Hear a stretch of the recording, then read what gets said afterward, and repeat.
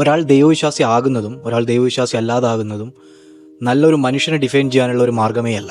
ലോകത്തെ ഏറ്റവും വലിയ ഒരു തീവ്രവാദ രാജ്യം കഴിഞ്ഞ ദിവസം ഒരു രാജ്യത്ത് ബോംബിട്ട് ആ രാജ്യത്തെ ഭരണാധികാരിയെ കിഡ്നാപ്പ് ചെയ്ത് ഇപ്പോൾ ആ രാജ്യത്തെ ആക്രമിച്ച് പൂർണ്ണമായി ഇല്ലാതാക്കാനുള്ള ശ്രമം നടത്തിക്കൊണ്ടിരിക്കുകയാണ്.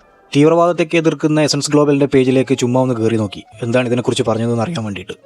രവി സാറിൻ്റെയും ആരിഫ് സാറിൻ്റെയും പ്രവീൺ രവിജിയുടെയൊക്കെ പേജിലേക്ക് കയറി നോക്കി. എന്താണെന്നറിയില്ല, അവരുടെ പേജിലേക്ക് ഈ വാർത്ത ഇതുവരായിട്ട് എത്തിയിട്ടില്ല എന്ന് നോക്കിയപ്പോൾ മനസ്സിലാക്കാൻ പറ്റും.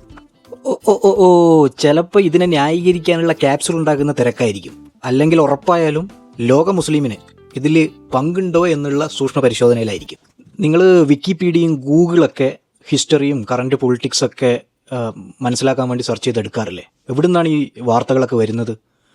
ഇതിൻ്റെ 90% അപ്ലോഡ്സ് വരുന്നത് CIA നൽകുന്ന വാർത്തകളും CIA അവർക്ക് അനുകൂലമായിട്ട് ഉണ്ടാക്കിയെടുക്കുന്ന ചരിത്രങ്ങളും വാർത്തകളൊക്കെയാണ് ഇതിലേക്ക് അപ്ലോഡ് ചെയ്തിരിക്കുന്നത്.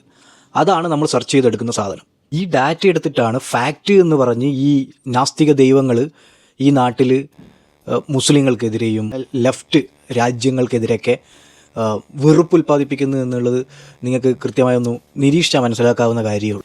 എസൻസ് ഗ്ലോബിൻ്റെ ആളുകൾ ഞങ്ങൾക്ക് പക്ഷമില്ല എന്ന് നിരന്തരം സ്വയം പറയുന്ന ആളുകളാണ്. എന്നിട്ടോ ലോകത്തെ ഏറ്റവും വലിയ ഭീകരവാദ രാജ്യത്തിൻ്റെ അനുകൂലമായി അജഞ്ചലം നിൽക്കുകയും ചെയ്യും. നിങ്ങളുടെ ഏതെങ്കിലും സുഹൃത്തുക്കൾ അവർ ഇവിടെ നിലനിൽക്കുന്നത് സയൻസ് പ്രചരിപ്പിക്കാനാണെന്ന് വിശ്വസിക്കുന്ന സുഹൃത്തുക്കളൊക്കെ ഉണ്ടാവില്ലേ? അവരോട് നിങ്ങൾ ചോദിക്കുകയോ ഇത് അയച്ചു കൊടുക്കുകയോ ചെയ്യുക.